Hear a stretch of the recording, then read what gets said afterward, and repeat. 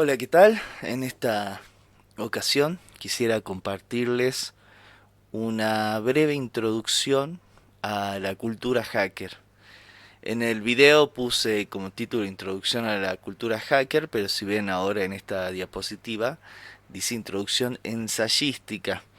Porque bueno, en algunas cuestiones me voy a tomar la libertad de dar una opinión o hacer una interpretación de estas cuestiones. En realidad esto es una mezcla entre unas diapositivas que hice para unas clases, pero que también servían como manual. Entonces, esto que estás viendo puede servir como podcast, porque por momentos simplemente hablaré y por momentos sí leeré un texto que aparece en pantalla. Sea como sea, la cuestión es introducir a la cultura hacker con todo lo que esto significa, que no significa solamente cuestiones técnicas, solamente cuestiones informáticas, sino una forma de ver la vida que ya llevo bastantes años investigando. Próximamente esto lo plantearé en un libro más profundamente, pero bueno, esto sirva como un adelanto, una pequeña introducción. Si pensamos en cultura hacker, automáticamente se nos vienen tipos sentados en computadoras, que sí, es ahí donde nació, pero bueno, vamos a ver que se terminó ampliando a algo mucho más grande que una visión de la vida y una ética más que nada. Por eso me tomo yo el atrevimiento de proponer que cuando hablemos de cultura hacker, estamos hablando de toda una filosofía de vida en torno al desarrollo o el uso de la informática, pero no solo de la informática en sí, sino también de la información en general, y entendiendo la información también como conocimiento. Va por ese lado, es mucho más amplio que simplemente una serie de programadores, aunque la mayoría sí sean programadores o programadoras, pero va más allá, tiene que ver con una ética de la información, aparte de la informática, una ética del conocimiento. Pero obviamente hay que empezar preguntándonos a quiénes se considera hackers, ¿no? Es una palabra que escuchamos muchísimo, todo el tiempo, en los medios de comunicación se habla de hackers, de hackear, pero a veces no está bien conceptualizada o mucha gente no se toma el trabajo de conceptualizar bien a qué nos referimos cuando hablamos de hackers. Por lo general me molesta bastante ir a los diccionarios para empezar a intentar definir algo, me parece un recurso bastante malo, pero bueno, en esta ocasión me permito hacerlo porque creo que es interesante con respecto a ciertas dudas que plantean, ¿no? Si nos vamos al diccionario de la Real Academia Española, que de hecho plantea hacker con J, ¿no? En el primer significado pone directamente pirata informático, lo cual ahí ya crea una polémica para mí. Y en el segundo significado dice persona con grandes habilidades en el manejo de computadoras que investiga un sistema informático para avisar de los fallos y desarrollar técnicas de mejora. Que esa sería en realidad una mucha mejor, una definición mejor de lo que es un hacker, de aquello a lo que se dedica un hacker, y no simplemente un pirata informático. Se está dando por sentado en la primera información, en la primera definición que tiene que ver con algo criminal, y digamos que en la segunda definición no tiene que ver con nada criminal. Lo cual obviamente, como planteamos ahí, nos presenta una dicotomía o por lo menos una duda al final. ¿Se trata de un pirata o se trata de alguien con habilidades para mejorar un sistema? Ahí ya tenemos una gran diferencia, que es la diferencia misma que se presenta a nivel social, ¿no? Con respecto a lo que es un hacker. Si en el mismo diccionario buscamos pirata informático, ahí ya nos dice que es una persona que accede ilegalmente a sistemas informáticos ajenos para apropiárselos o obtener información secreta. Pero a su vez, bueno, esto ya se define, ya se contradice con la segunda definición de hacker, que es simplemente una persona con grandes habilidades en el manejo de computadoras, ¿no? Entonces acá ya venimos teniendo una duda, ¿no? Que justamente, aunque no me gusta acceder a los diccionarios para intentar definir algo, creo que en este caso es muy gráfico de la duda y de la confusión que se suele dar a la hora de hablar de hackers. Si nos vamos al diccionario de Oxford, ya en inglés, vemos que en un primer significado vuelve a ser parecido a lo del pirata informático de la Real Academia Española, ¿no? Porque dice que se trata de una persona que usa computadoras para acceder a los datos de alguien, ¿no? Ya sea por una computadora, un teléfono, etcétera, pero sin permiso, ¿no? Y es más, miren de curioso, en el diccionario de Oxford tiene categorías y lo ponen dentro de la categoría de crimen, en primer lugar, después de computadoras, pero en primer lugar en la categoría de crimen. Ahora bien, bueno, sí, cabe mencionar que sí existe un sentido en el que puede decirse que los hackers se comportan como piratas. Ojo, ojo. Pero eso lo vamos a ver más adelante porque se comportan como piratas, pero en lo que se refiere a su manera de organizarse, que ya lo vamos a ver con un gran filósofo que ha pensado a los hackers, que es Hakim Bey, pero tiene que ver con su forma de organizarse. No en el sentido de criminales, de ladrones, de violadores, ¿no? De seres desagradables que asaltaban barcos hace siglos, ¿no? Que al fin y al cabo eso era un pirata. Entonces, si las definiciones de estos diccionarios de la Real Academia Española y de Oxford no son suficientes, a mi parecer, para poder conceptualizar y pensar qué es un hacker, bueno, lo mejor es ir al Jargon File, que el Jargon File es un diccionario que se ha creado de manera comunitaria en Internet por los mismos hackers para definirse a ellos mismos y a sus prácticas. Y si vamos al Jargon File, vemos que ahí dice que los hackers creen que poner en común la información constituye un extraordinario bien y que además, para ellos, es un deber de naturaleza ética compartir su competencia y pericia elaborando software gratuito y facilitando el acceso a la información y a los recursos de computación siempre que ello sea posible. Entonces, esto es un hacker si lo definimos desde ellos mismos, cómo se autodefine. ¿No? Tiene que ver con una práctica de crear software, una práctica ética, pero también de poner en común para todos una información, la información o un conocimiento que sea realmente útil. Vamos a ver que esto vuelve constantemente.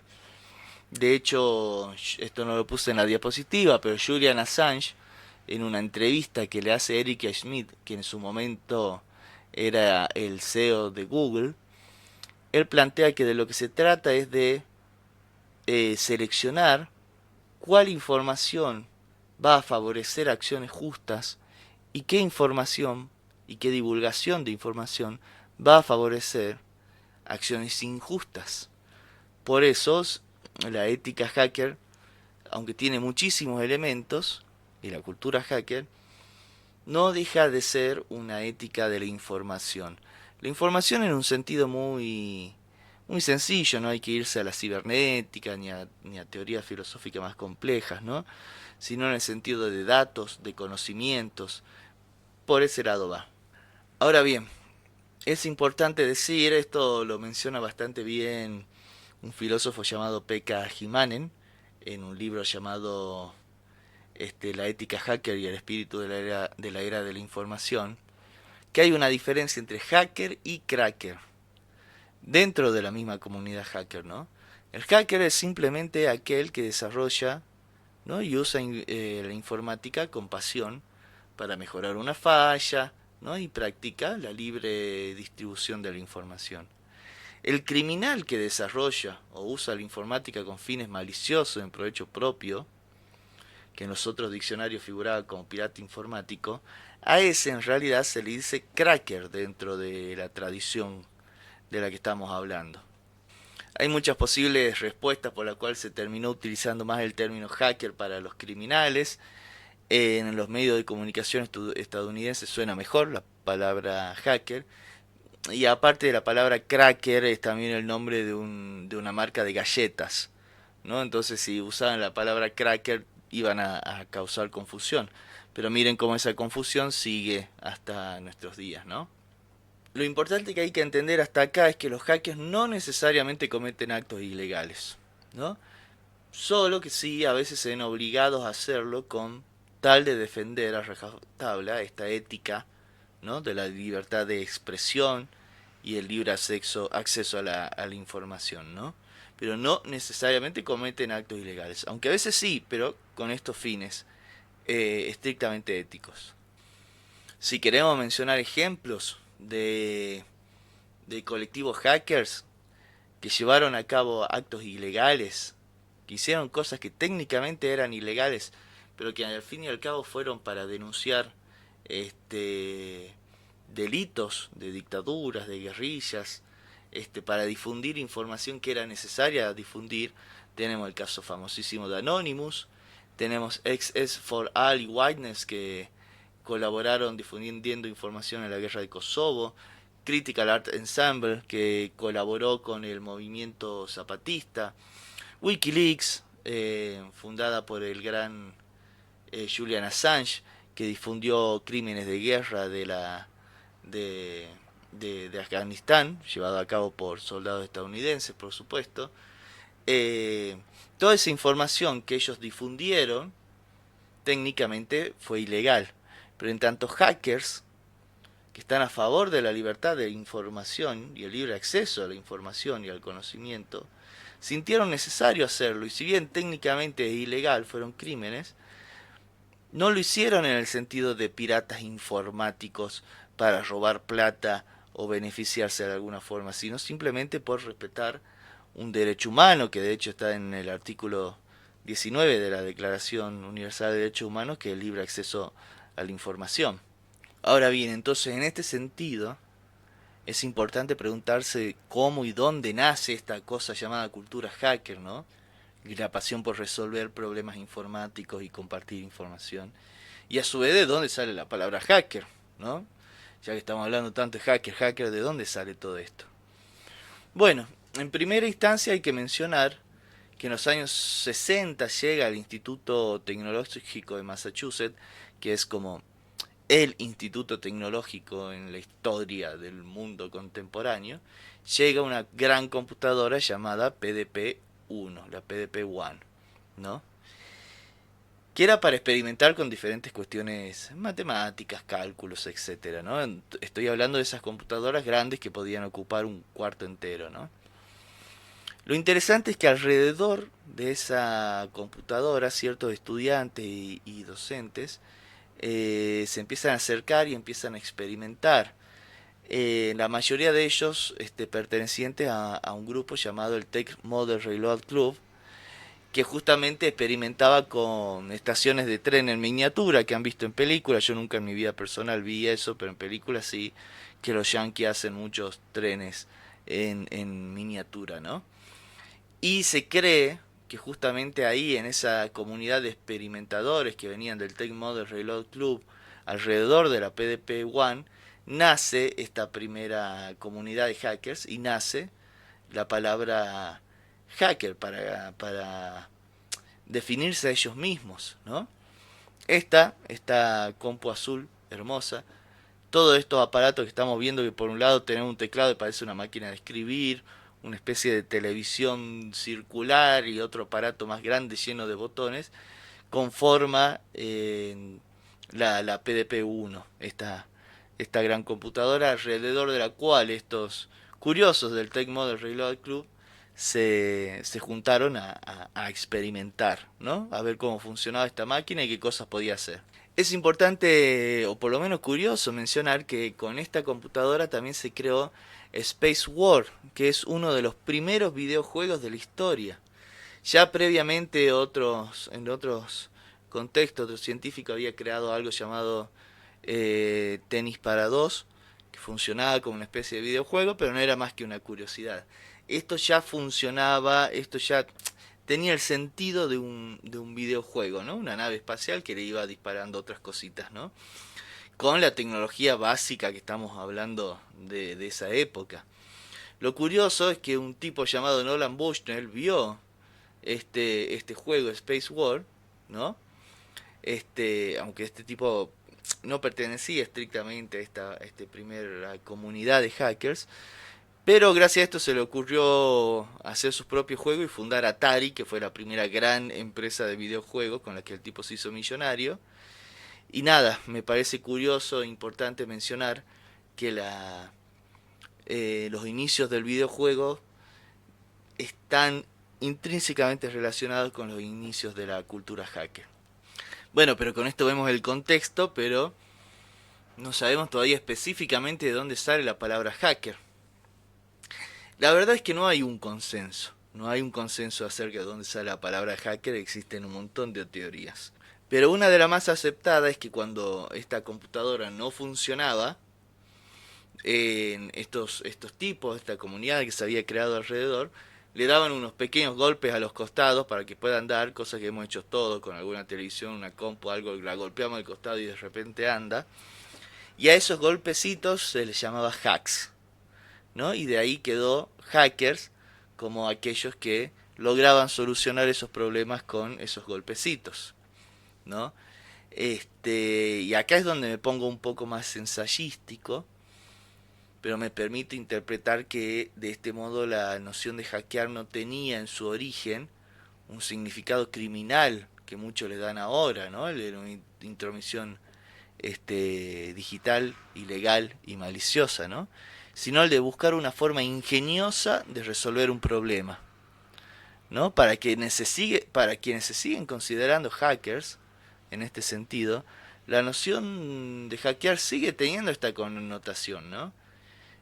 Por eso me permito pensar que hackear es dar un hachazo, porque hack también esa expresión en inglés tiene que ver algo así como con un hachazo, ¿no? Este golpecito, un hachazo, que es un hachazo que corta de una vez por todas con el mal funcionamiento de algún sistema, ¿no? Y ya que hablamos de tipos que se dedicaban a modelar trenes, puede pensarse también el hackeo como provocar un desvío en las vías del tren, para cambiar su rumbo y para justamente evitar que se estrelle, ¿no? Ahora bien, hubo un tipo llamado Stephen Levy que era periodista, pero hizo una especie de trabajo antropológico, ¿no? Metiéndose en esta comunidad que se había creado alrededor de la computadora PD-1, PD-1 en los años 60, ¿no? Y descubrió que no solo tenían una forma de realizar programas informáticos, sino que también tenían todo un estilo de vida, una filosofía, ¿no? A la que Levy bautizó como ética hacker. Justamente con este tipo es que nace la expresión ética hacker. Y algo muy interesante es que Levy se tomó el trabajo de resumir en una serie de principios cuál era esta ética hacker que seguían estos curiosos de la PDP-1, ¿no? Y los resumió en los siguientes principios. Principios éticos, ¿no? Que llevaban, que dirigían las acciones de esta primera comunidad de hackers. El primero es que el acceso a todo conocimiento que pueda ayudarte a mejorar o entender algo del mundo debe ser ilimitado y total. El segundo es que toda información debe ser libre. El tercero, interesante, es una desconfianza en la autoridad, que es promover la descentralización, que vamos a ver que esto tiene mucha coherencia con ciertas apropiaciones anarquistas de la cultura hacker. El otro punto es que lo que importa es tu pasión y tus habilidades informáticas, no importan tus títulos, tu color de piel, tu género, nada de eso, importa lo que vos sos, lo que vos sabés hacer, ¿no? El penúltimo es que se puede crear arte y belleza con una computadora, no en el sentido de hacer una pintura, por ejemplo, o una canción, sino que el código mismo, el código fuente mismo, con el que se programa puede considerarse bello. Y algo tan básico ¿no? Básico para ahora, para nosotros. Yo hago esto en el año 2024, pero en los años 60 quizá no tanto, que las computadoras pueden mejorar tu vida.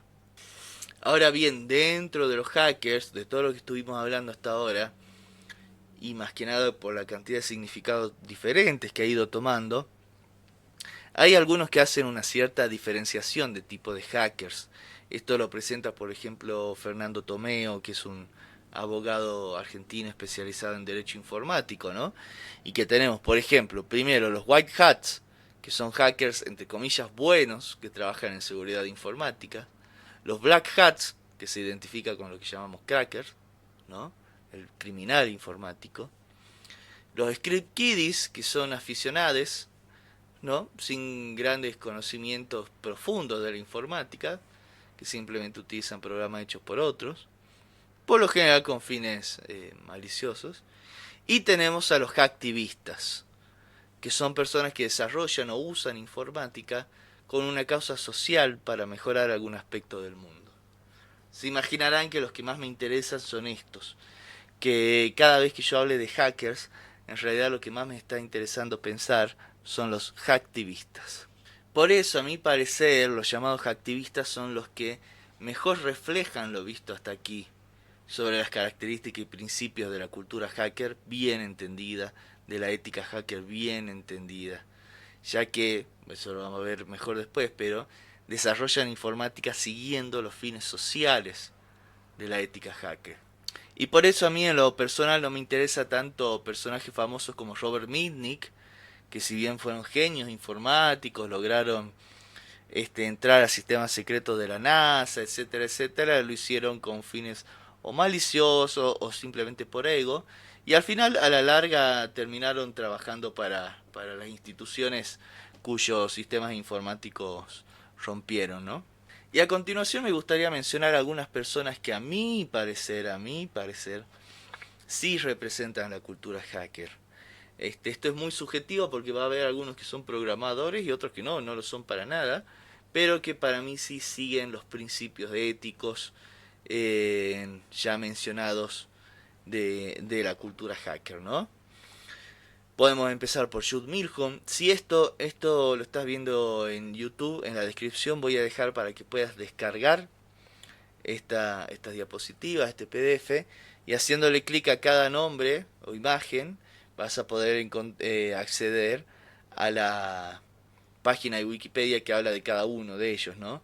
Jude Milhom, la madre del movimiento cypherpunk, perdón, que creía que el cifrado informático era la mejor manera para lograr proteger la privacidad en Internet.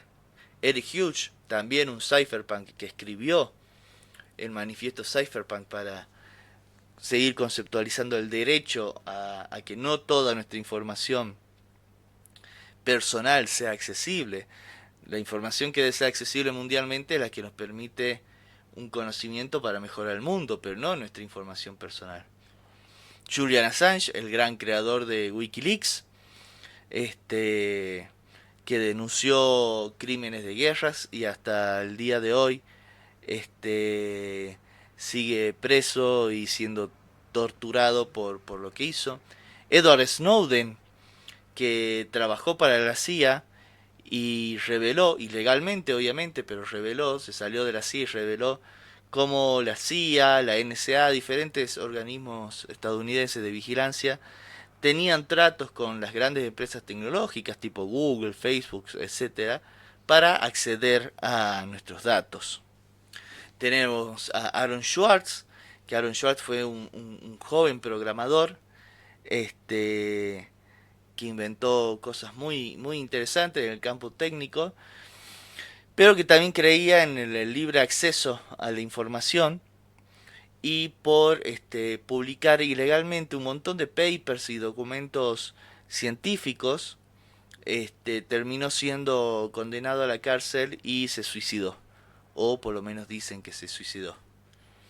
Richard Stallman, por supuesto, el creador del movimiento del software libre, que es un software que respeta la privacidad y la libertad de quien usa y desarrolla el software para poder hacer sus propias versiones, para que sus datos no sean recopilados a la hora de utilizar el software.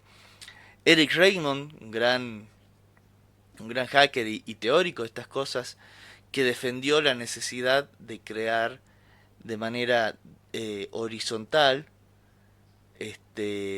diferentes tipos de software libre, a lo que él llamó una lógica del bazar, en vez de una lógica de la catedral, una lógica del bazar, de compartir los conocimientos, porque solo se puede crecer compartiendo los conocimientos.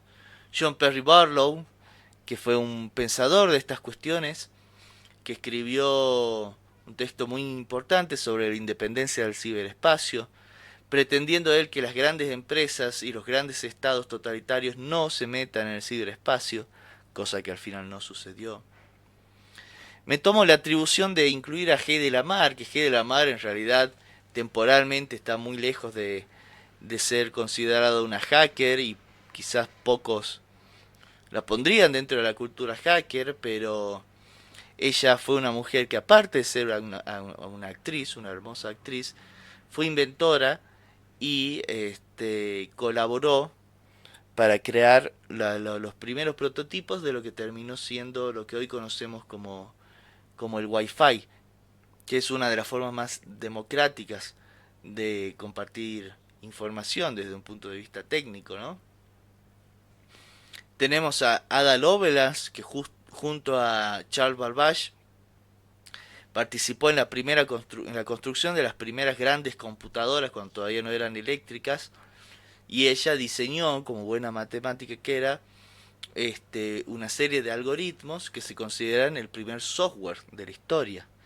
Grace Hopper, que creó lo que hoy consideramos el primer lenguaje informático.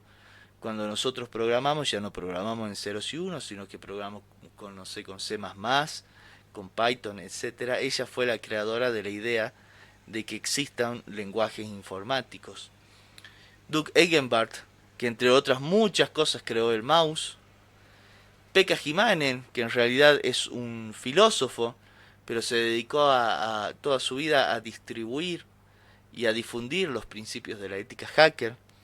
Linus Torvalds, que es el creador del sistema operativo Linux, que es un sistema operativo con el cual vos podés hacer tu propia versión. Cada uno puede hacer su propia versión de Linux de manera gratuita, de manera totalmente descentralizada, de manera totalmente diferente a cómo funciona Microsoft o Mac OS, por ejemplo, ¿no? Ted Nelson, que inventó nada más y nada menos que el hipertexto, es decir, el link, el que podamos estar leyendo un texto, hacer clic y que eso nos lleve a otro texto, lo cual es la forma básica en la que funciona Internet.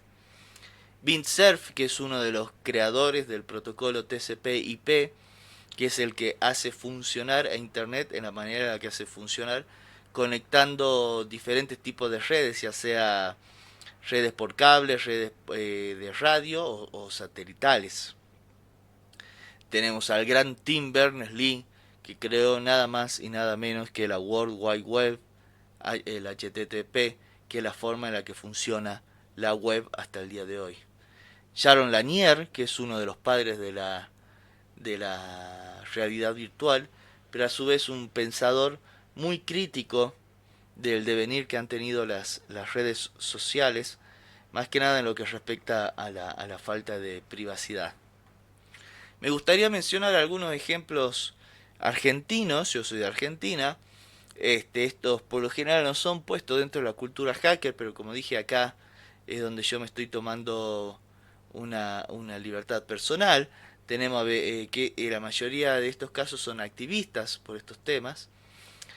Tenemos a Beatriz Buceaniche, que es la presidenta de la Fundación Vía Libre, que es una fundación argentina que se encarga de los derechos digitales del ciberespacio, una de las responsables de que el voto electrónico, que el voto electrónico, sea dicho de paso, no cumple con ni los más mínimos requisitos constitucionales ni de privacidad que se necesitan para todo sistema electoral. Es una de las responsables de que se haya eliminado ese proceso. Javier Esmaldone es un informático que ha hecho lo mismo, un gran activista para demostrar la inconstitucionalidad y los problemas técnicos del voto electrónico. Enrique Chaparro, otro informático que también en su momento fue presidente de la Fundación Vía Libre. Tenemos al gran Diego Sarabia. Diego Sarabia es un informático de la ciudad de Salta, Argentina, que creó el primer sistema operativo 100% libre del mundo, es decir, un sistema operativo al que vos podés acceder a todos sus componentes y modificarlos a tu gusto, ¿no? Como pretendía que sean las cosas Richard Stallman, el creador del software libre, modificarlos todo a tu gusto y que obviamente no recaba ninguna información personal tuya. Ahora bien, hace un rato había mencionado que sí había un sentido en el cual se podía considerar al hacker como pirata, pero no en el sentido de criminal. Y acá es donde entra el gran Hakim Bey, que fue un filósofo, investigador y poeta, que justamente investigó la forma en la que se organizaban los piratas en el siglo XVIII, y que así descubrió que estos tenían una manera muy particular de actuar. Se formaban en pequeños grupos para cumplir una misión muy específica, y luego, una vez cumplida la misión, se desarmaba el grupo para armarse otros de manera siempre temporal y nunca fija ni constante. A esto Hakim Bey le llamó, esta forma de organizarse le llamó zona temporalmente autónoma, ¿no? Que suele conocerse por sus siglas en inglés como TAS, ¿no? Pero a su vez Hakim Bey propuso que a lo largo de la historia han habido muchas otras agrupaciones que seguían la lógica del TAS, entre ellas justamente la de los hackers, ¿no? Y bueno, podemos pensar en el ejemplo más famoso, ¿no? Esto ya son palabras mías, no de Bey, pero es que es el de la famosa agrupación hacktivista Anonymous, ¿no? Ellos no tienen ni miembros fijos, ni una agenda fija, se unen solo de manera espontánea cuando consideran necesario denunciar algún mal comportamiento de alguna autoridad, o del tipo que sea, para ayudar a víctimas de las mismas. Y una vez cumplido el objetivo, el grupo se desarma y solo volverá a configurarse y reconfigurarse cuando lo consideren necesario. No buscan institucionalizarse, digamos, ¿no? Entonces de este modo se mueven justamente siguiendo la lógica TAS, ¿no? Es decir, que liberan una zona mediante la denuncia, el auxilio, utilizando sus habilidades informáticas y luego se desagrupan. Por eso repito que es en este único sentido, en su manera de agruparse y reagruparse, en su modo de organización, es que los hackers pueden tener algo en común con los piratas, pero no en tanto ladrones o criminales, ¿no? En palabras del mismo Hakim Bey, el TAS es como una revuelta que no se engancha con el Estado, una operación guerrillera que libera un área de tierra, de tiempo, de imaginación, y entonces se autodisuelve para reconstruirse en cualquier otro lugar o tiempo, ¿no? Resulta interesante en este sentido las palabras de José Luis Brea, que es un investigador español, que se ha especializado en los llamados estudios culturales y que también ha hecho ciertos estudios sobre la ciberguerra, ¿no?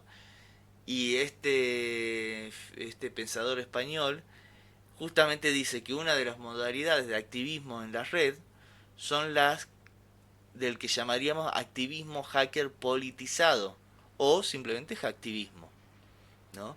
Y continúa Luis Brea diciendo: me atrevería a sugerir que en cierto sentido siguen el principio de la acción táctica, desarrollando pequeñas células interconectadas y nómadas desde la que intervenir, golpear y desaparecer, aplicando el principio de la TAS, ¿no? La zona temporalmente autónoma, que es lo que acabamos de ver con Hakim Bey. Y aquí nos encontramos con otras problemáticas, que es justamente el de la legalidad y la cultura hacker, ¿no? Porque a veces se intenta llevar sus prácticas, su ética al plano de lo legal, y a veces no, simplemente no.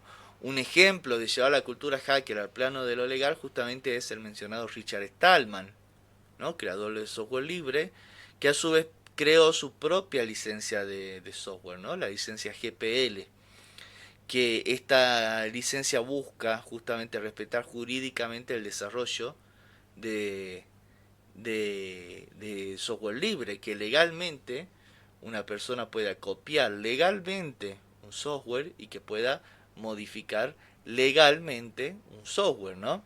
Pero diferente va a ser la cuestión legal en grupos como Anonymous, que al denunciar la falta de libertad de expresión o crímenes de guerra, etcétera, en algún contexto hicieron cosas que se consideraban de carácter ilegal, ¿no? Si vos tenés una dictadura que toda disidencia está censurada, mostrarte en disidencia es ilegal, ¿no?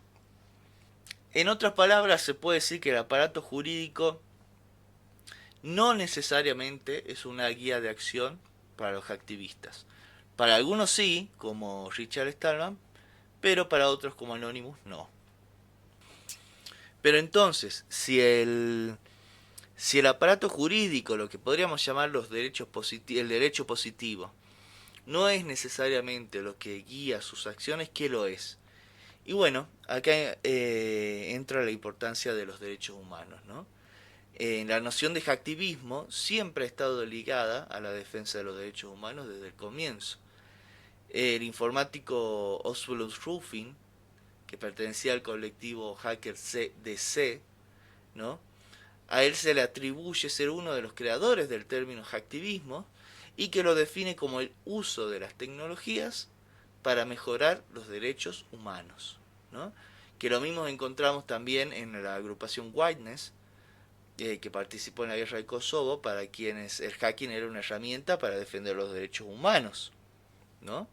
Además, como esto ya lo hemos planteado con la cuestión de la información, hay principios básicos de la ética hacker, como la libertad de acceso a la información, que ya están concebidos entre los derechos básicos de la Declaración Universal de Derechos Humanos, ¿no? Como puede ser el artículo 19 de la Declaración Universal de Derechos Humanos del 48.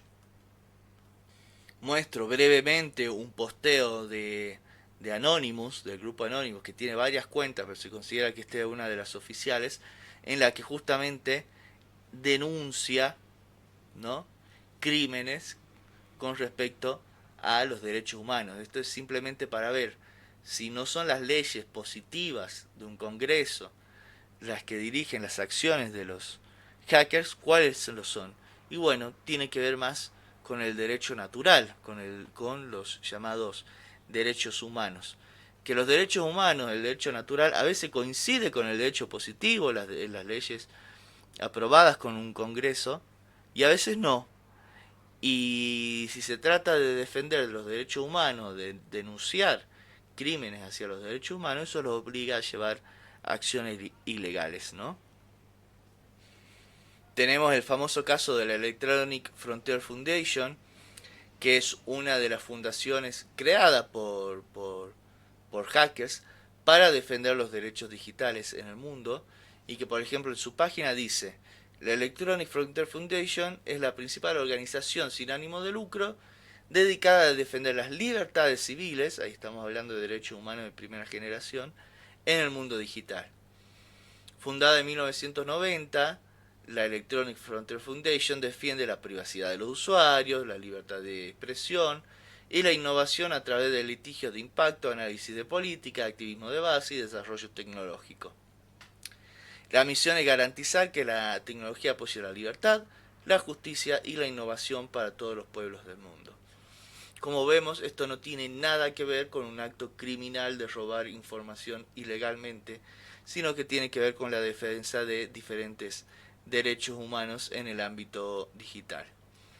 Acá tenemos en Argentina la ya mencionada Fundación Vía Libre, presidida por Beatriz Busaniche, que si vemos su página, entre las líneas de acción está la privacidad, la libertad de expresión, propiedad intelectual, seguridad de la información, todas relacionadas con los derechos humanos. Y acá entramos en otra cuestión importante y también muy controversial que tiene que ver con los hackers y la ideología política. Porque no han faltado los que asocian por esto de la defensa de los derechos humanos, libre acceso a la información, etcétera, a los hackers a más bien un pensamiento socialista o comunista.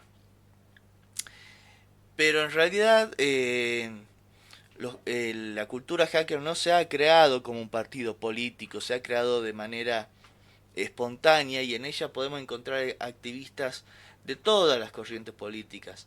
Anteriormente mencionaba a Eric Reitman, que en realidad estaría en las antípodas del socialismo, porque es un tipo bastante capitalista, ¿no? Pero creo yo, que si no pensamos en hackers en específico y pensamos en su modo de organización, ¿no? Que es el que vimos con Hakim Bey, su accionar es mucho más compatible con el del anarquismo, aunque un anarquismo bien entendido, y el anarquismo no tanto como ideología política, sino como una forma de vida, ¿no? Tenemos que pensar que si el término hacker ha sufrido malas interpretaciones, bueno, al término anarquismo ha sufrido peor suerte todavía. En realidad, si nos vamos a la etimología, anarquismo proviene de una expresión griega que es anarché, que significa sin principio universal, ¿no? No hay un solo principio universal para nada. Sí, malas interpretaciones de esta etimología justamente lo asumieron, lo interpretaron como que se trata de un caos, de un desorden, ¿no? O que el anarquismo es que cada uno haga lo que quiera, ¿no? Tampoco ayudaron un par de personas que sin haber entendido de todo bien el sentido de esta filosofía de vida, tiraron bombas en nombre del anarquismo, por supuesto, ¿no? Sin embargo, como bien lo dice o lo diría un pensador ruso llamado Bakunin, sin principio significa que no existe un solo principio o ley universal que imponga una sola manera de hacer las cosas. El anarquismo significa el respeto absoluto por la diversidad en realidad, por la multiplicidad y el total repudio a todo pensamiento que proponga que existe una sola manera de hacer las cosas. De esto se desprende también que no existen jerarquías entre seres vivientes y no vivientes. Nada ni nadie es jefe, nada ni nadie es superior a otro. Nos encontramos todos los seres en un mismo plano. De modo que la única forma de organizarse no es el orden, el mandato o el castigo, lo cual requeriría la existencia de un ser jerárquico, sino la cooperación descentralizada. Que miren que todo esto es compatible con uno de los principios éticos que veíamos con Stephen Levy, que justamente él había detectado que entre los hackers se promovía la descentralización y estar en contra de toda jerarquía. Y que si nos ponemos a pensar es así como funciona Anonymous. Entonces, en conclusión de esta breve, muy breve y apurada introducción a la filosofía hacker y a la cultura hacker, podemos pensar que cuando hablamos de cultura hacker no hacemos referencia a un grupo de criminales informáticos encapuchados, poner capaces de infiltrarse a cualquier base de datos, ¿no? Por un beneficio propio, o realizar virus solo para hacer daño, aunque pueda haber algunos así, pero no necesariamente nos referimos a eso. Cuando hablamos de cultura hacker nos referimos a hacktivistas, cuya ética y visión de la vida entiende que el desarrollo de la informática tiene que estar al servicio de asegurar el libre acceso a la información y los derechos humanos en general, no solo la información, de modo que las tecnologías digitales sean producidas para llevar a cabo un mundo mejor. Así de sencillo, quizás cursi, pero así de sencillo. Por supuesto que también hay hackers, o más bien crackers, que usan conocimientos informáticos para hacer cosas malas. Pero ellos no son nuestro ejemplo, no son los que me interesa a mí trabajar y no son para mí los que grafican realmente la filosofía de la cultura hacker, ¿no? Quizás, para terminar, con esto me despido, quizás todos podemos ser un poco hacktivistas en este sentido, ¿no? desviar o hackear el mundo para bien. Hasta la próxima. Todos los contenidos de este canal están realizados al 100% con software libre y tienen licencia Creative Commons atribución. Es decir, que podés usar los contenidos y distribuirlos como quieras y no te voy a ir a reclamar nada.